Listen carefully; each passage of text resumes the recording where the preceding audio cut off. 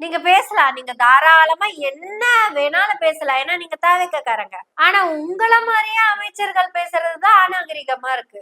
என்னதான் பண்றது இவங்களை எல்லாம் வச்சுட்டு? இப்படி எல்லாம் இருந்தா முதல்வர் தான் என்ன பண்ணுவாரு? அவர் ஏதாவது ஒரு 2 வார்த்தை கட் அண்ட் ரைட்டா பேசினாருன்னா இந்த மாதிரி பேசுற பேச்சுக்களை எல்லாம் நிறுத்திடலாம். செங்கல் சூளையில மாமூல் வாங்க போனவரை கட்சியை விட்டு நீக்கி இருக்காங்களாமா. அந்த கோட்டு போட்டு அன்னைக்கு இன்டர்வியூ கொடுத்தாமா, அவங்க ஹாஸ்பிட்டல் மட்டும் இல்லைங்க, சுகாதாரத்துறை அமைச்சரே அவங்கதான். இப்படி தடி எடுத்தவெல்லாம் தாவேக்காரனாவே சுத்துறதுக்கு காரணம் என்னன்னா, ஒரே ஒரு காரணம், தலைமை சரியில்லை.